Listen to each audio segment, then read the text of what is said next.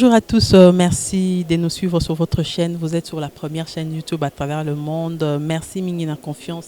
Bosalaka biso na chaîne Nabino. Lelo 15 mars 2021, ouverture et session et à mars l'Assemblée nationale na Sénat, discours, président à deux chambres à parlement, petit discours na bango, projection lolengeni bazali komone la session oyo ekendela talisi penza lolenge nécessité ya ba réforme zali lolenge ni batamusama na ba commission na bango pe organisation na kati ya ba chambre mibale ya parlement tozalaki awa pour faire vivre bino en tout cas grand moment il y a ouverture et à session ya mars on a deux chambres du parlement mais le comment que marqué bisu ezali que président et assemblée nationale Mbosso Diampouanga à rendre hommage na député Lokondo au Atika Kibiso Mikoleleki à Kendaki ko déposer gerbe de fleurs na kiti sika oyo député wana asaki na habitude ya kovanda pe bato batelemaki minute de silence pour na commémorer en tout cas député wana ko rendre hommage et bokota la réaction et députés et sénateurs oyo tozwaki pour na bino pour na ko faire vivre bino makamonenge lekaki awa restez connectés. C'est au cours de la récente session extraordinaire qu'il a plu aux honorables sénateurs d'élire démocratiquement 6 nouveaux membres du bureau définitif que j'ai l'honneur de piloter. Je me dois sincèrement de vous remercier pour la confiance ainsi placée à ma modeste personne pour conduire le nouveau bureau définitif. Les autres membres du bureau me chargent également de vous remercier de tout cœur.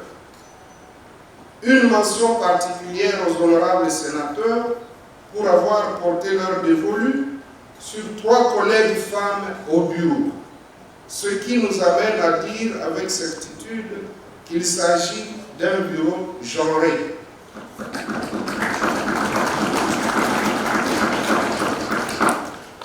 Honorables sénateurs, chers collègues, revenant à la circonstance qui nous rassemble en ce 15 mars, mon propos y afférent sera axé successivement sur la situation du pays dans toutes ses réalités et dimensions, politiques, sécuritaires, économiques, sociales, internationales, ainsi de suite. Je terminerai mon discours par le programme d'action que votre bureau attend mettre en œuvre au cours de ce mandat que vous venez de nous confier. Honorables sénateurs, chers collègues, l'union sacrée de la nation a suscité et suscite encore beaucoup d'espoir et des attentes au sein de nos populations. Elle est en fait un élan de prise de conscience collective qui doit conduire à la réalisation du bien-être de nos compatriotes. Elle est aussi une opportunité de poser le jalon décisif du décollage du pays pour envisager la véritable croissance économique avec un bon indice de développement humain, le tout avec optimisme dans la paix et la sécurité. Ce nouvel élan politique devra, et j'en demeure convaincu, permettre au président de la République, chef de l'État, de matérialiser son programme et ses promesses électorales faites au peuple congolais. En effet, la nécessité de réalisation du programme du président de la République oblige les sénateurs qui sont l'émanation des provinces, représentants légitimes du peuple, de rappeler à Monsieur le Premier ministre nommé l'urgence de la constitution de la nouvelle équipe gouvernementale afin de se mettre rapidement au travail. Honorables sénateurs et chers collègues, l'on se souviendra que le président de la République, chef de l'État, a annoncé un grand nombre de réformes institutionnelles nécessaires pour la promotion du développement de notre pays. Cette annonce doit stimuler l'initiative de loi revenant concurremment au gouvernement et au Parlement. J'exhorte donc les membres de ces deux institutions à se pencher sur des projets ou des propositions de loi en vue de doter l'exécutif de l'arsenal juridique nécessaire dont il a besoin pour assurer la bonne gouvernance et atteindre les objectifs de développement. Ces réformes touchent au processus électoral et à sa transparence, la gouvernance des provinces, la nationalité, le climat des affaires, la sécurité judiciaire et la promotion des investissements dans les secteurs clés, notamment l'agriculture, la pêche et l'élevage, l'industrie, les mines et hydrocarbures, l'énergie, les infrastructures, l'environnement, la culture, le tourisme, les télécommunications, ainsi de suite. En sus de cet aspect relatif aux réformes, le gouvernement devra mettre en œuvre toutes affaires cessantes, une politique urgente susceptible de répondre et de soulager tant soit peu la souffrance de nos populations en améliorant le social. Dans son appel adressé à l'ensemble du monde entier, à se liguer contre toute forme de terrorisme qui écume l'Est du pays. Son plaidoyer développé en faveur de l'éradication de ce phénomène, qu'il a qualifié de guerre asymétrique, mérite l'attention de tous. Honorables sénateurs et chers collègues, sur le plan économique, à l'instar de toutes les économies au niveau mondial, l'économie de notre pays, la République démocratique du Congo, n'est pas en reste. Elle est secouée par les effets de la pandémie de la Covid-19, alors qu'elle était déjà fragile avant même la survenance de cette dernière.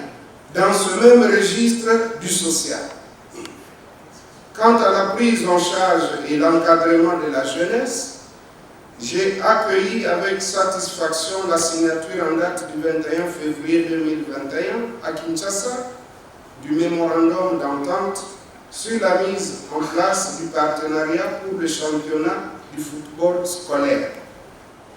Le Sénat soutient totalement cet accord et en appelle aux uns et aux autres de s'impliquer non seulement pour l'encadrement, mais aussi pour l'éclosion des talents de nos jeunes. Dans un autre registre, j'attire l'attention du gouvernement en ce qui concerne l'insalubrité qui a élu domicile dans notre environnement par accumulation des immondices qui polluent nos milieux de vie et nos cours d'eau, particulièrement en sachets et en bouteilles plastiques. Que les autorités compétentes s'engagent avec plus d'ardeur à l'ouvrage pour éradiquer ce fléau en proposant des solutions alternatives à l'ouvrage pour éradiquer ce fléau. Et j'en appelle également aux autorités compétentes de réglementer l'exercice de l'activité et la circulation des taxis motos, car ces compatriotes appelés communément Wewa contribuent efficacement à la résolution du problème des transports. Par ailleurs, le gouvernement devra se pencher sur des mécanismes devant permettre la construction en qualité et en quantité des infrastructures scolaires et de songer à l'amélioration de la prise en charge globale des enseignants à travers toute la République, la gratuité de l'enseignement étant déjà un acquis, certes, mais les mesures d'application et de suivi sont à renforcer. Honorables sénateurs, chers collègues, sur le plan international, il y a lieu de signaler avec enthousiasme la prise de la présidence de l'Union africaine par le président de la République du Congo, Félix Antoine Tshisekedi Tshilombo. Et à ce titre, pour rappel, il devient donc le deuxième président de notre pays, après le maréchal Mobutu, à occuper ce poste prestigieux de président en exercice de cette organisation panafricaine. Que mon mandat s'articulera en ce qui concerne essentiellement le Sénat sur des points ci-après, notamment la transparence dans la gestion de la dotation financière du Sénat, la prise en charge réelle des sénateurs et des membres de leur famille grâce à une efficiente affectation de la dotation budgétaire, l'amélioration des conditions de vie et de travail du personnel administratif, le respect des dispositions qui exigent du président un rapport à la plénière, la production qualitative et quantitative des lois, l'instauration des mécanismes de collaboration législative, le contrôle efficace et efficient du gouvernement, le contrôle systématique des établissements publics et des entreprises publiques, la défense effective des intérêts des provinces dont le Sénat est l'émanation, le respect des droits et obligations des sénateurs et des fonctionnaires du Sénat ainsi que de toute personne relevant du Sénat, la démocratie parlementaire, l'expression libre des sénateurs, la bonne diplomatie parlementaire. Puisque je parle de mon programme, il faudrait que je mette un accent particulier sur les relations que je compte instituer entre le Sénat et les provinces.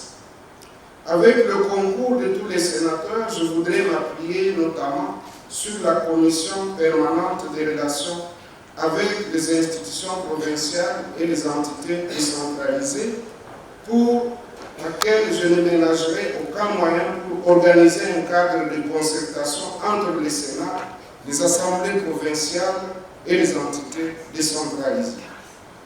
Dans cette lancée, avec le soutien des partenaires, je vais envisager avec mon bureau des programmes de formation commune entre sénateurs, députés provinciaux et présidents des assemblées provinciales en vue de cerner le contour de la collaboration entre le Sénat et les provinces dans le but de promouvoir le développement des provinces qui demeure un des plus grands défis à relever. Ceci a conduit votre bureau dans la recherche de solutions palliatives face à l'urgence que revêtent les soins médicaux quant à la prise en charge médicale des sénateurs, du personnel de l'administration, des membres des cabinets du bureau et les personnes à leur charge, à négocier rapidement avec de nouvelles formations médicales, étant donné que les hôpitaux qui prenaient toutes ces catégories précitées en charge ont cessé de le faire suite à l'impaiement des factures et au poids de la dette. À cause de cette situation, les portes des hôpitaux publics et privés sont fermées aux sénateurs, aux administratifs ainsi qu'à leurs familles. À ce sujet, et dans les jours qui suivent, l'honorable questeur vous présentera un état des lieux complet sur la situation financière héritée.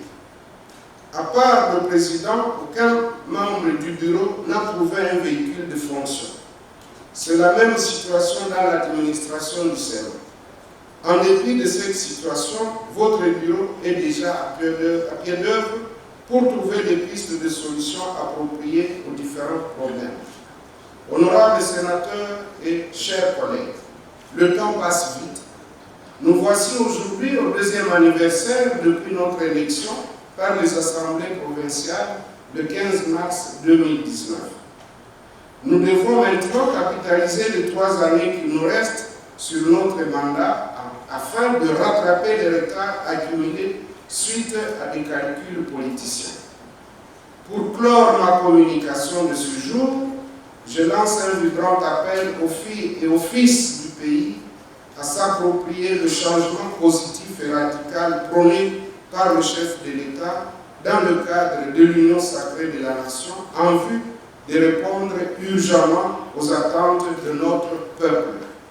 Il est plus que temps de prendre nos responsabilités ensemble dans l'unité en vue de briser le paradoxe d'un pays qui regorge d'énormes ressources naturelles et humaines, mais dont le peuple est compté parmi les plus pauvres du monde. Notre pays mérite mieux.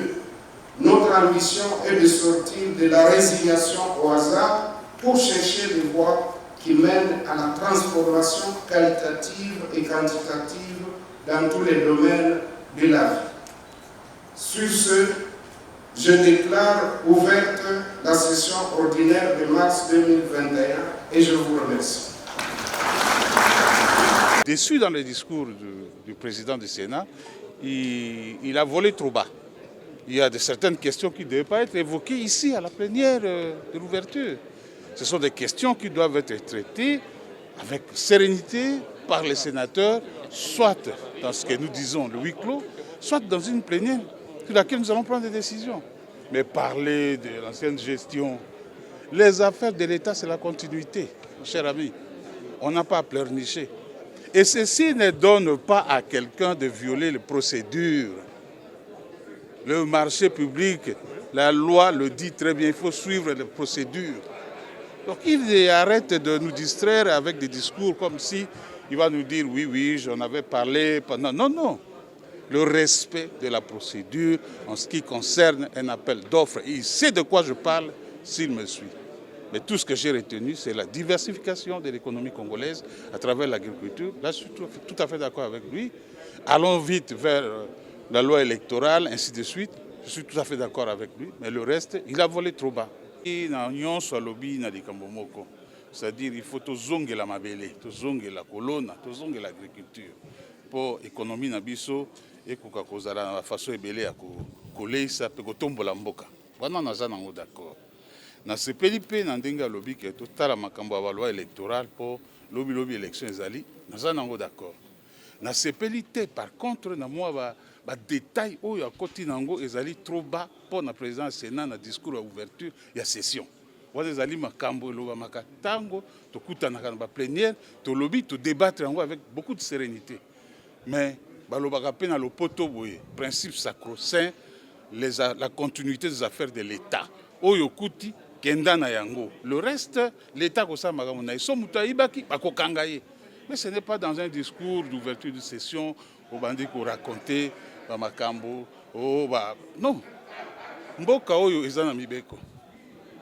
Mibeko ya passation ya marché ezali. Donc il ne faut pas que batu ba géraka l'État na provisoire te. Il faut absolument dans le pays qu'il y ait une commission qui puisse se pencher sérieusement sur cette question de vaccination. Parce que le Congolais ne doit pas être des cobayes. Nous sommes des hommes, nous avons droit à la vie, nos enfants ont droit à la vie. Et donc la question de vaccination, qui est une question sérieuse, nous devrions la prendre réellement au sérieux. Et ça, j'insisterai. Et je salue donc le discours du président du Sénat tout à l'heure qui a fait allusion à cela. Mais il faut approfondir cette question, c'est une question importante. Vous avez entendu parler à travers le monde des grands responsables s'inquiéter de la démographie, et essentiellement la démographie africaine.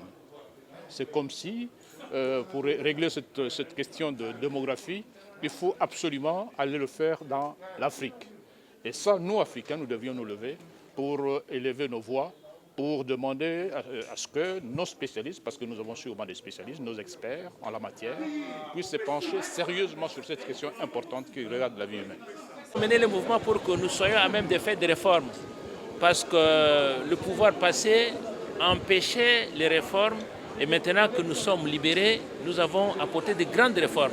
Donc nous allons d'abord attendre la loi électorale qui va venir, on va mettre sur pied les bureaux de la CENI, et puis nous allons recevoir le programme du gouvernement, et toutes ces questions nous permettront de pouvoir contrôler la gestion du pays. Je suis très heureux de ce discours parce que le président du Sénat il a brossé la situation économique et politique du pays et il a chuté sur la situation des sénateurs. Voilà pourquoi je suis heureux, parce qu'il fallait que je déclenche un processus pour que nous attendions cette vérité qui était cachée. Nous sommes donc contents et nous attendons par la suite, comme le président l'a dit, la mise sur pied du gouvernement pour que nous ayons la politique du gouvernement afin que nous puissions préparer nos contrôles parlementaires au niveau du gouvernement et au niveau de l'entreprise publique. Voilà un peu l'essentiel de ce que le président a dit. Nous attendons de pied ferme ce qui va arriver. Merci. Honorables députés, chers collègues, après la laborieuse session extraordinaire de janvier dernier, vous avez eu droit à des vacances méritées. Mais il n'est pas sans importance de rappeler que pendant la dite session extraordinaire, des mutations importantes sont apparues au sein de notre chambre législative et dont la plus marquante est la rectification de la majorité parlementaire qui a eu pour corollaire l'élection d'un nouveau bureau à l'Assemblée nationale. Cette rectification ayant touché les fondements de notre système politique a entraîné la nomination d'un nouveau Premier ministre, appelé à conduire un nouveau gouvernement issu de la nouvelle majorité parlementaire. Honorables députés et chers collègues, pendant les vacances parlementaires, des événements porteurs d'espoir pour notre pays ont alimenté la vie politique, dont le plus important et historique est l'investiture et la prise de fonction de son Excellence Monsieur le Président de la République, chef de l'État, Félix Antoine Tshisekedi Tshilombo, à la présidence de l'Union africaine.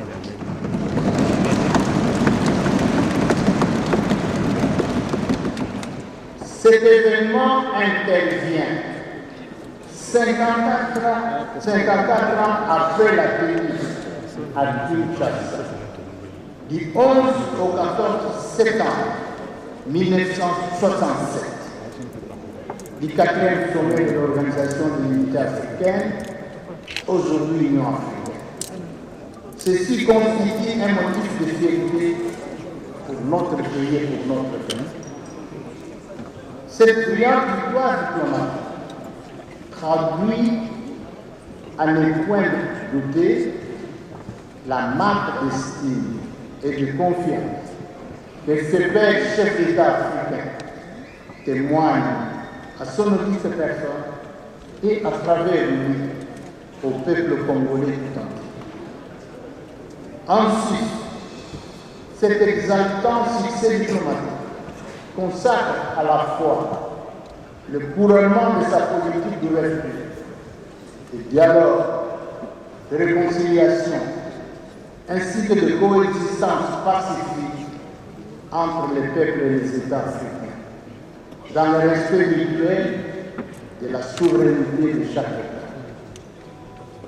Au nom de tout vaillant peuple congolais, nous tenons à lui présenter une fois de plus nos sincères et chaleureuses félicitations, tout en lui assurant de notre accompagnement dans l'exercice de ses hautes fonctions.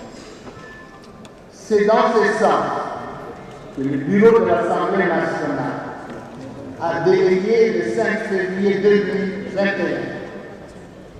6 députés nationaux à Addis Abeba pour rehausser de leur présence la dite cérémonie d'investiture et de prise de fonction. Honorables députés, chers collègues, aussitôt élus, et malgré le fait qu'ils soient en vacances parlementaires, les membres de votre bureau n'ont pas croisé les bras. Ils ont en effet mené quelques activités courantes de la mission de notre institution, notamment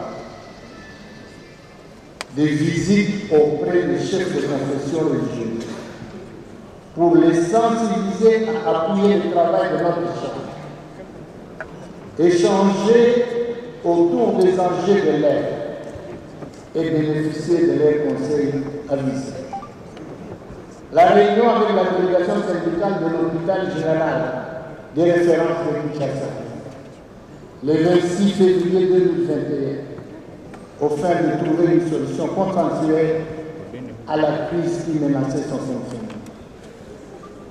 Des audiences, notamment, avec les conseils panafricains des autorités traditionnelles et coutumières, le président de la Commission électorale nationale indépendante, ainsi que le directeur général de l'Office national d'identification de la population.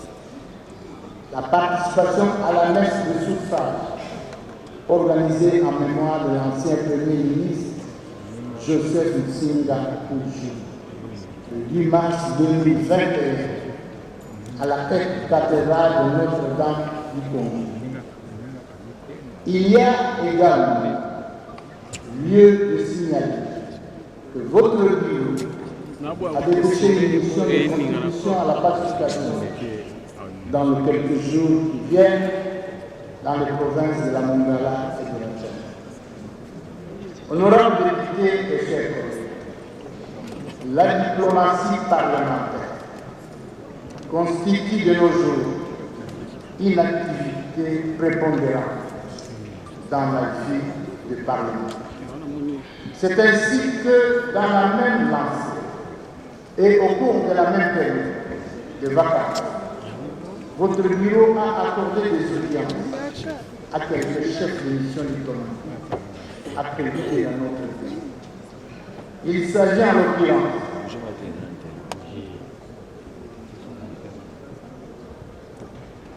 des audiences accordées. Il s'agit en l'occurrence des ambassadeurs de la République populaire de Chine, de la République populaire de Corée, du Royaume de Belgique, ainsi que du directeur général adjoint chargé de l'Afrique au service européen en charge de l'action extérieure. Avec eux, nous avons conféré notamment au sujet des resserrements et des relations entre nos populations et nos assemblées respectives. Il a été également question de la coopération au développement, la lutte contre la pandémie Covid, le secteur des infrastructures, ainsi que le renforcement d'une coopération et d'un partenariat d'égal à égal pour l'intérêt commun. Par ailleurs, le bureau de l'Assemblée nationale s'est rendu à l'ambassade d'Italie pour exprimer sa compassion aux diplomates italiens à la suite de l'assassinat ignoble dans la province du Nord de l'ambassadeur Luca Attanasio, ambassadeur d'Italie en République démocratique du Congo, de son chauffeur, notre compatriote, Mustapha Milambo, ainsi que de son garde de corps le 22 février 2021. Il a également pris part à la messe de suffrage organisée le 25 février en mémoire des civilistes disparus en présence de son Excellence, Monsieur le Président de la République, chef d'État. Honorables députés et chers collègues, la session qui s'ouvre ne sera pas de tout repos. Elle s'annonce très laborieuse. Au regard des matières inscrites dans l'avant-projet du calendrier de notre travail, aussi bien dans le domaine législatif que celui non législatif. Elle sera sans nul un moment de débat républicain, patriotique et passionnant face aux enjeux et aux attentes de nos populations. Elle sera aussi l'occasion de nous mettre en face de nos responsabilités en tant que mandataires de ce peuple dont les besoins sont immenses et légitimes. S'agissant du domaine législatif, nous entendons prioritairement focaliser la présente session sur les réformes dans le domaine de la gouvernance électorale. Les temps des réformes, il faut les reconnaître, est souvent un moment à la fois exaltant et exigeant et diversement apprécié. Il en est ainsi, non seulement parce qu'il bouscule les habitudes et les intérêts, mais aussi et surtout parce qu'il faut opérer le changement. Il est temps d'opérer le changement attendu par notre père. C'est ici le lieu de saluer la vision de son Excellence, c'est le président de la République, chef de l'État, Félix Antoine Tshisekedi Tshilombo, dont l'audace réformatrice et les dons de soi à la République démocratique du Congo ne fait l'ombre d'aucun doute. Et pour paraphraser Maurice Brion, rien ne s'accomplit de grand dans l'ordre politique et rien ne vit sans la présence d'hommes dont le génie, le caractère et la volonté inspirent, rassemblent et dirigent les énergies d'un peuple. Ainsi, les lois qui ont trait à l'organisation des élections, en l'occurrence la loi électorale et la loi organique portant organisation et fonctionnement de l'Assemblée électorale, bénéficieront de la priorité dans leur examen. Il va ainsi sans compter le fait que certaines options de réforme envisagées dans la proposition de loi électorale impliquent nécessairement la révision de certaines dispositions constitutionnelles, dont la procédure impose suffisamment de temps. Cette attention particulière portée sur ces lois implique notamment la désignation des animateurs de la CENI. À cet effet, si la fois passée, le consensus n'a pas pu se dégager autour d'un candidat, nous osons espérer que cette fois-ci, les chefs de confession religieuse dépasseront désormais les égaux et parviendront à désigner dans les meilleurs délais les délégués à la Commission nationale électorale indépendante parmi les meilleurs élus fils et filles du pays.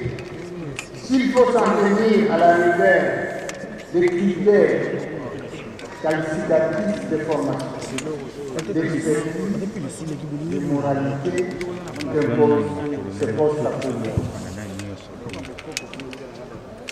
De même, nous invitons les autres composants de la société civile, ainsi que la classe politique, à procéder le plus rapidement à la désignation d'autres membres de la CENI dont ils sont les membres. L'Assemblée nationale est totalement mobilisée pour accélérer l'enterrement de tous les membres une fois désignés, afin que, jouant notre part de répartition, nous parvenions à lever immédiatement cet obstacle majeur à la poursuite du processus électoral. En effet, plus le remplacement des membres de la CENI traîne, plus nous accumulons les retards. Eu égard au temps qui court, chacun doit être conscient et assumer pleinement sa part de responsabilité. Honorables députés et chers collègues, si les questions électorales demeurent prioritaires pour la présente session, leur examen ne nous dispense pas pour autant de focaliser notre attention à d'autres domaines de la vie nationale. Nos délibérations porteront en effet sur les bien d'autres sujets en rapport avec les matières législatives et non législatives. En ce qui concerne les matières législatives, sans être exhaustif, il y aura lieu de mentionner le projet de loi autorisant la ratification du protocole relatif à la création du Conseil de paix et de sécurité de l'Union africaine. Le projet de loi autorisant la ratification du protocole de la Charte africaine des droits de l'homme et des peuples relatifs aux droits des personnes handicapées en Afrique. La proposition de loi portant protection et promotion des droits des personnes vivant avec handicap. La proposition de loi déterminant les principes fondamentaux relatifs à l'exercice des droits de l'homme. Les projets de loi autorisant la ratification de l'aménagement de Kigali au protocole de Montréal sur les substances qui appauvrissent la couche d'ozone. La proposition de loi modifiant et complétant la loi portant principes fondamentaux relatifs à l'agriculture.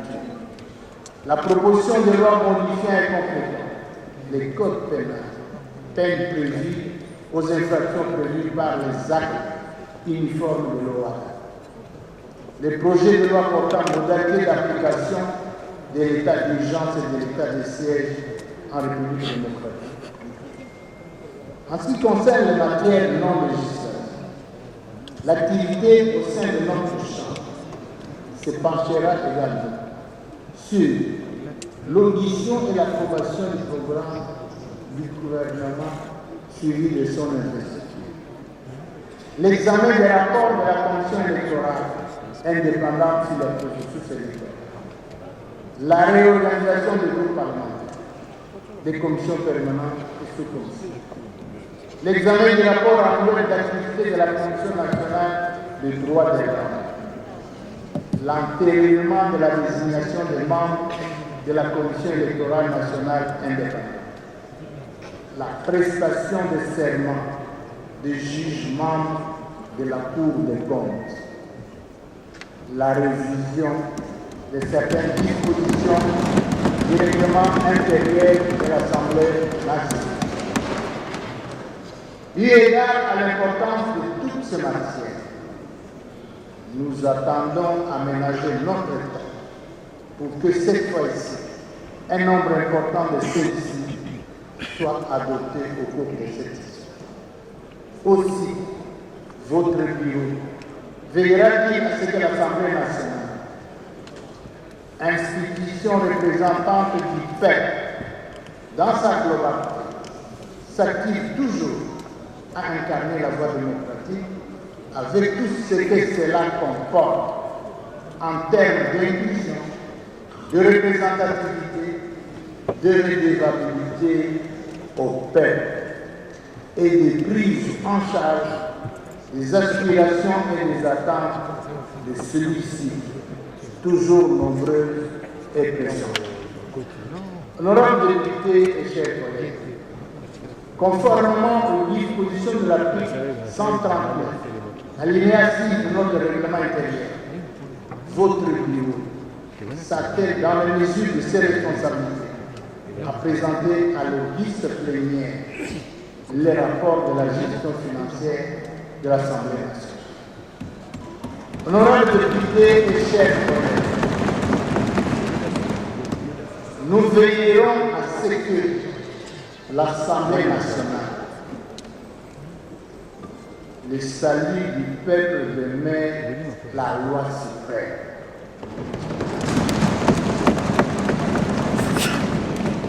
La nation est souveraine, le peuple est aussi souverain. Pour ainsi demeurer dans la droite ligne du peuple d'abord, notre chambre sera ainsi un lieu privilégié d'expression démocratique, où la parole sera libre et sans contrainte.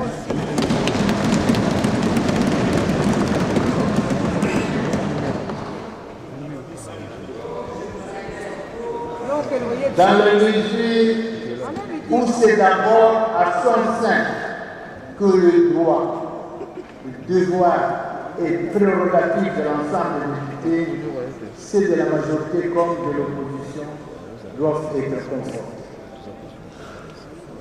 S'agissant de la majorité, elle devra travailler dans le sens de la promotion des intérêts de la population et de la défense des droits de l'homme. Elle fera en sorte que dans le débat démocratique, prévalent l'esprit d'ouverture et de tolérance, même si elle a le droit de s'assumer en tant que nation. Une confrontation d'idées au débat parlementaire élevé, équilibrée et équitable, organisée et argumentée, favorisera une prise de décision saine et réfléchie au sein de notre Chambre. Honorable député, chers collègues, l'opposition a sa place dans notre Chambre. Les droits qui lui sont reconnus seront respectés. Permettre à l'opposition parlementaire de jouir de ses droits et de disposer des moyens substantiels, c'est lui donner la possibilité d'assumer sa critique, la rendre ainsi plus constructive au bénéfice de l'ensemble des citoyens.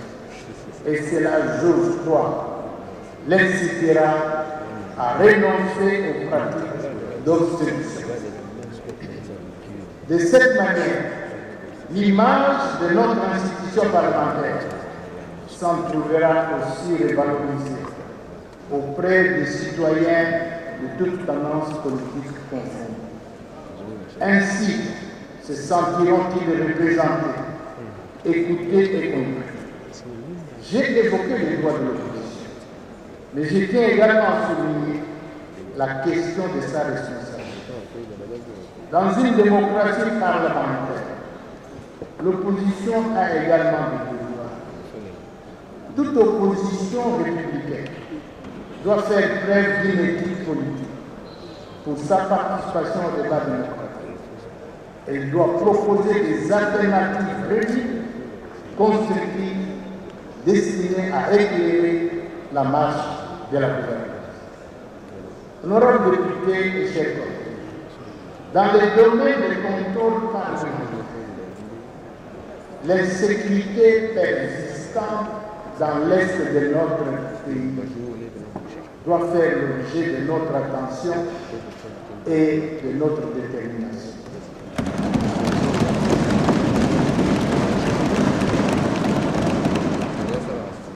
Tout en accompagnant le gouvernement dans ses efforts pour garantir le bien-être au peuple congolais, nous intensifierons en même temps la mise en œuvre de cette diplomatie parlementaire que nous assigne la Constitution. Nous allons user la diplomatie parlementaire comme contribution aux efforts de rétablissement de la paix et de la sécurité à l'est de notre pays. Dans ce même domaine de contrôle parlementaire, nous envisageons de nous appesantir sur une thématique qui, jusque-là, n'a pas retenu l'attention du plus grand nombre des élus nationaux. Il s'agit de la gestion des ressources environnementales de notre pays. Nos forêts, nos brousses, nos lacs, nos rivières et nos fleuves, qui constituent des espaces vitaux pour notre population. À titre d'exemple, les services permanents de l'inventaire et d'aménagement forestier indiquent que la République démocratique du Congo abrite 47% de la forêt humide équatoriale africaine, qui influence énormément la vie des populations, qui la considèrent comme la mère nourricière, et dont la préservation est en même temps vitale dans la lutte contre le réchauffement climatique.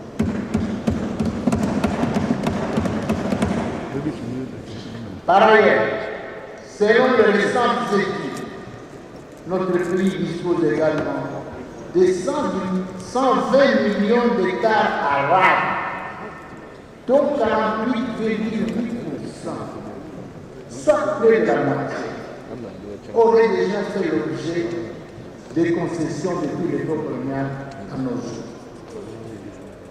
La représentation nationale devrait se préoccuper désormais du bénéfice qu'a tiré notre pays, ainsi que les populations locales dans les milieux d'exploitation de ces ressources.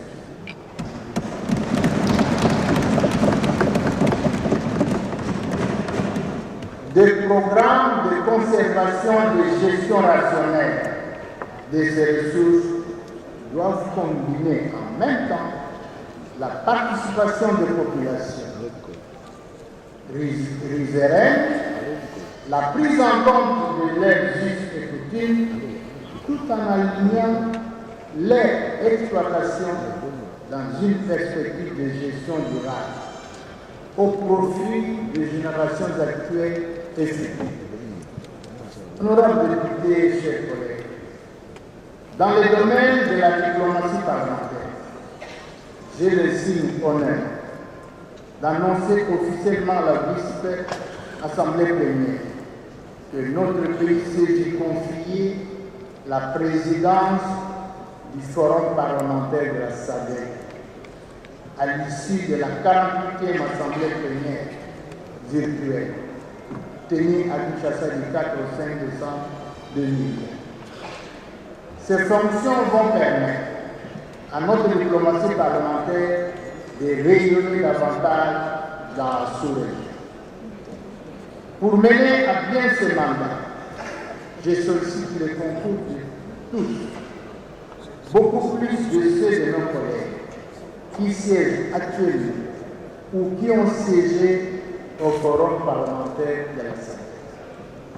Je saisis également cette occasion pour vous informer qu'à la fin de ce mois de mars, soit du 26 au 27, il se tiendra par vidéoconférence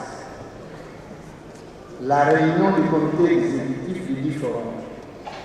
Par ailleurs, notre pays est invité à abriter au mois de mai prochain la 18e Assemblée régionale Afrique de l'Assemblée parlementaire de la francophonie. Dans le même ordre d'idées, votre bureau envisage la création et le maintien de groupes d'amitié avec des pays amis en vue de favoriser les échanges et faciliter la diplomatie directe et bilatérale entre les assemblées. Honorables députés, chers collègues, dans le cadre de notre mission de représentation, nous envisageons d'organiser dans tous les prochains jours deux grandes activités. La première sera consacrée à l'accord portant création de la zone de libre-échange continental. La seconde fera l'état de lieu de la COVID-19 dans notre pays.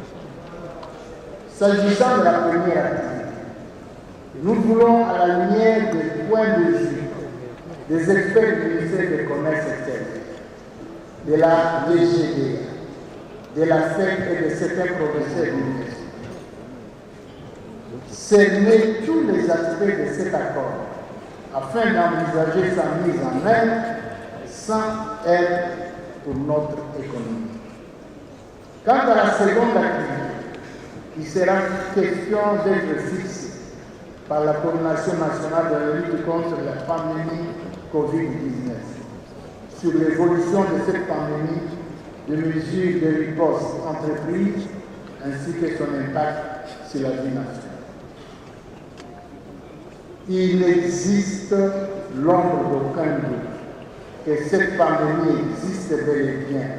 Ses effets sont néfastes, compte de pertes en vies humaines, dont nous sommes victimes à un titre ou à un autre. Nos deux chambres du Parlement n'en ont pas été épargnées. Ainsi, en tant que leader d'opinion, les députés nationaux devraient être exemplaires.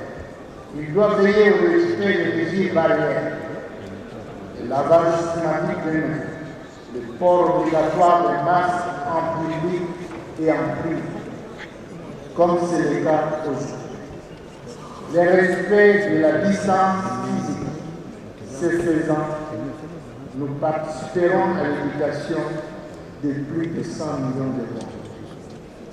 Honorables députés, chers collègues, les vacances parlementaires sont pour nous l'occasion de prendre un contact durable avec nos bases respectives et de palper du doigt les réalités de terre. Elles nécessitent des interventions énergiques du gouvernement en vue de transformer qualitativement la vie de nos populations. C'est pour cette raison que je vous invite au dépôt de vos rapports conformément aux prescrits de l'article 137 de notre règlement intérieur.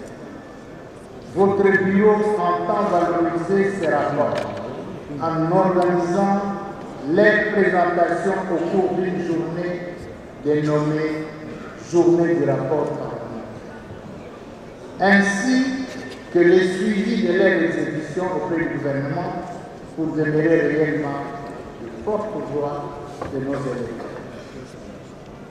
C'est sur ce mot que je déclare, tout en réitérant ma profonde gratitude à vous tous qui avez accepté mon invitation, ouverte la deuxième session ordinaire de l'année 2021. Je vous remercie.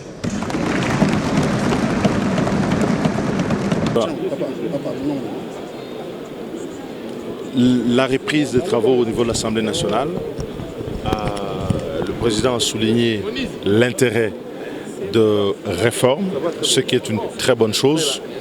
En revanche, il faudrait qu'on se mette d'accord lors de la discussion du calendrier sur l'agencement de la mise en œuvre de cette réforme. Il y a en particulier la question de la mise en place de la CENI, et il est un consensus aujourd'hui dans la société civile, dans la classe politique, que l'on puisse procéder à la mise en place de la CENI après avoir réformé, après avoir passé la loi sur la CENI. Cet élément n'a pas été bien clarifié dans le discours du président de l'Assemblée nationale, de la même manière que les outils pour pouvoir conduire ces réformes électorales. Je parle de la loi électorale déposée avec le G13, de la pétition en vue de la révision de la Constitution déposée par l'Envol, de la loi Lutundula sur la CENI. Tous ces outils sont à l'Assemblée nationale. Et je pense que si on veut procéder en ordre, il faut qu'on lance ce débat en donnant une priorité sur la loi Lutundula pour mettre en place la CENI et ne pas commencer avec la mise en place de la CENI avant d'avoir réformé. Je rappelle que si nous avons eu de soubresauts dans ce pays au mois de juillet, août de l'année dernière, c'est parce que le bureau sortant voulait procéder à la mise en place de la CENI avant de l'avoir réformée.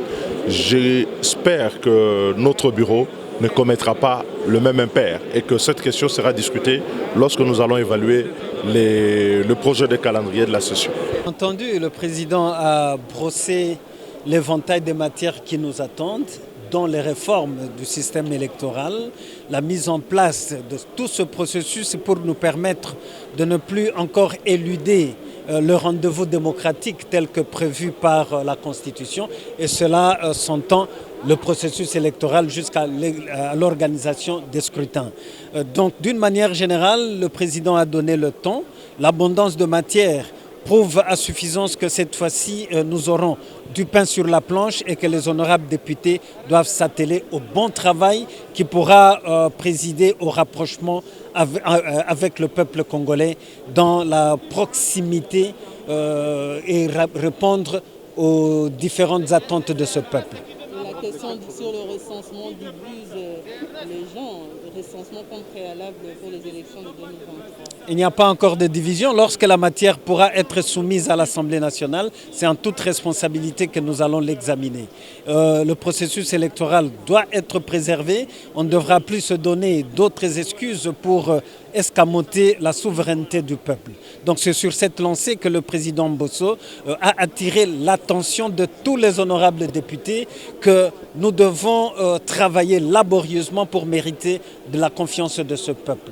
Au-delà de cela, entendait le contrôle parlementaire. Cette fois-ci, nous imaginons, nous attendons à ce que le contrôle parlementaire ne soit pas escamoté. Ainsi, nous mettrons au pas le pouvoir exécutif pour qu'il soit conforme aux desiderata de notre peuple. La réforme... Ce sont des ambitions.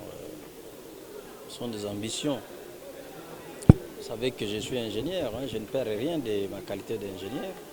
Toute théorie qu'on ne traduit pas en pratique est vaine. Donc ce ne sont que des ambitions. Ça sera du vécu lorsque ça va s'appliquer.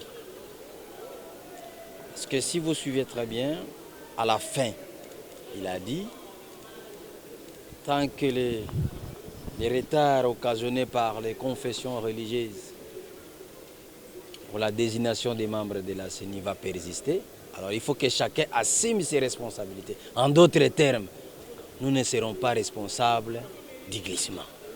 Ça ne divise personne. On doit être connu et on doit avoir des cartes d'identité. Ça ne divise personne. C'est plutôt la faisabilité qui peut vous causer des problèmes. On peut donner cette maison à une entreprise qui peut la construire en 6 mois. Une autre entreprise peut vous donner un délai de 2 ans. Ça dépend de l'expertise de la maison dont vous voulez confier la charge d'identifier la population. Mais sinon, on doit identifier la population parce que vous dites congolaise. Est-ce que vous avez des preuves que vous êtes l'enfant de votre papa? Qu'est-ce qui prouve? Qu'est-ce qui prouve? Il y a des gens qui se sont fait plus congolais que moi. Quand ils parlent, vous sentez comme s'ils sont plus congolais que moi. Et ils gagnent des postes, ils occupent des postes, ils gagnent de l'argent plus que moi qui suis autochtone de ces pays. J'ai vu même des gens morphologiquement douteuses, mais qui se disent congolais plus que moi. Alors on ne peut pas continuer comme ça, on doit s'identifier. Ça ne divise personne. L'État que ça va prendre, mais ça va prendre l'État. C'est ce qu'on dit. Soyons responsables dans ce que nous allons entamer comme processus.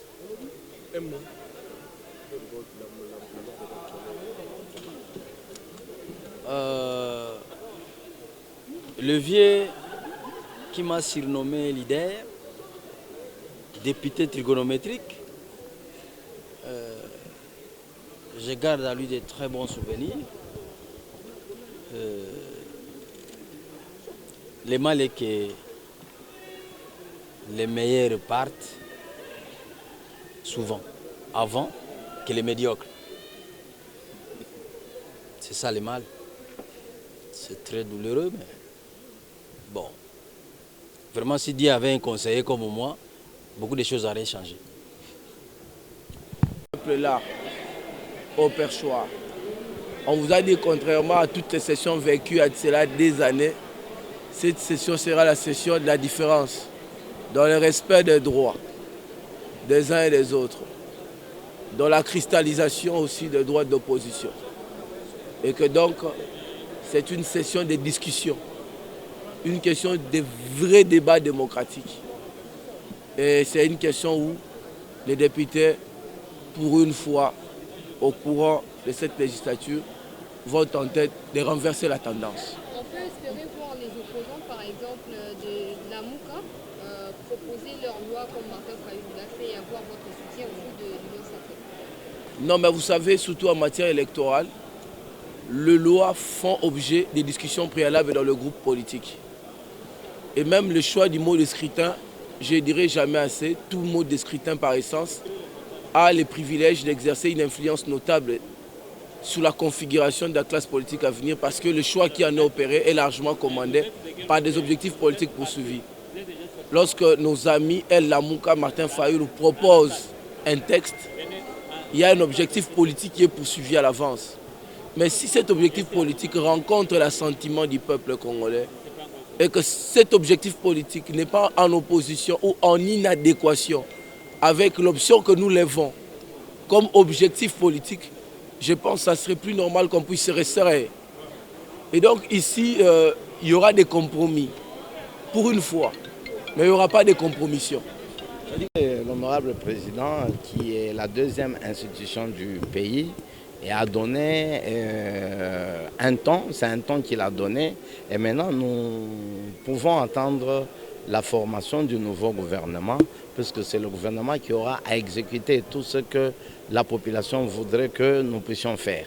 Donc l'exécutif, c'est le gouvernement, c'est là où nous osons croire que le Premier ministre aura à nommer des hommes qu'il faut à la place qu'il faut. Donc il y a de quoi espérer dans tout ce que le président a dit. Ce n'est qu'une impulsion, mais quant à la réalisation, cela émanera du gouvernement qui sera. Les vacances parlementaires, votre base, comme vous le savez, les vacances, nous ne les avons pas tenues au moment où il fallait, puisque nous avions à faire à la réformation de notre bureau, de l'Assemblée. On a eu juste un temps court, et temps court, ça nous a permis quand même de récolter certaines doléances de notre population, lesquelles doléances que nous connaissons, que nous récoltons quotidiennement, sinon ça s'est très bien passé. Nous espérons que l'actuel gouvernement que nous aurons aura apporté des solutions sur les doléances que nous avons eu à récolter. Merci. Nos amis d'hier ont construit l'État autorité et nous avons la mission de construire l'État-nation. Et pour que nous arrivions à cela, il faut que nous ayons des réformes, des vraies réformes. Des réformes qui rassurent l'avenir du Congo en tant que nation. Les réformes qui rassurent la jeunesse congolaise en tant que nation. Les réformes qui rassurent nos institutions en tant que nation. Aussi longtemps que nous ne serons pas une nation, notre lutte sera nulle et sans effet. La lutte au Congo s'articule autour, n'est-ce pas, du changement. Le changement tel que chanté depuis longtemps se résume en un mot. La construction de la nation, dans ce sens. Donc, les réformes, c'était déjà là. Je prends le cas de la CENI. Ce que j'ai retenu, n'est-ce pas, dans le discours du président, il interpelle les confessions religieuses. Que les confessions religieuses reviennent en toute moralité. Dites-moi aujourd'hui, si l'Église ne marche pas, qu'est-ce qui peut marcher encore? Si l'Église aujourd'hui ne marche pas, qu'est-ce qui peut marcher encore? C'est le dernier rempart de tout être humain. Dieu, le spirituel, dont j'en appelle aux confessions religieuses, ce sont nos abbats. Ce sont nos abbats qui arrivent à revenir à la raison, qu'on puisse trouver solution rationnelle à cette affaire de la CENI. La CENI, c'est le fondement de la démocratie. La CENI, c'est le socle de la démocratie. La CENI, c'est les moyens par lesquels on peut, d'une manière ou d'une autre, changer la cartographie, n'est-ce pas, de la classe politique congolaise. Déjà, je suis très triste. Nous avons perdu un doyen, l'honorable Henri Thomas Lokondo, qui nous a quittés depuis le mercredi passé. Triste nouvelle de savoir que nous allons passer cette session sans lui. Mais autre chose, cette session, c'est une session de tous les enjeux. Nous allons parler réforme. Nous allons nous regarder droit dans les yeux pour parler réforme. Comment réformer la CENI? Comment réformer la Cour constitutionnelle? Comment faire des réformes sur la loi électorale? Sur l'armée et la police? Comment faire des réformes pour combattre la corruption? Notre souhait à nous, c'est qu'en 2023, que la RDC puisse porter des élections qui feront d'elle un pays réellement démocratique. Voilà. Honorable, il faut reconnaître, il faut retenir que le travail, on a beaucoup de travail sur la table cette session. Vous l'avez suivi, le président a rappelé qu'il faut absolument entamer certaines réformes importantes. Il faut également voir la question de la CENI. Il faut même toucher à certaines dispositions constitutionnelles et même de notre règlement. Ce qui veut dire que le travail à faire est important. Au-delà de tout, ce qui nous préoccupe davantage, c'est installer ce gouvernement. Installer enfin ce gouvernement Union Sacrée qui devra travailler sur base d'une vision, la vision énoncée par le chef de l'État. La particularité de la session ici, c'est que c'est une session qui a une nouvelle majorité, une majorité reconfigurée. C'est un combat que nous, députés, avions mené.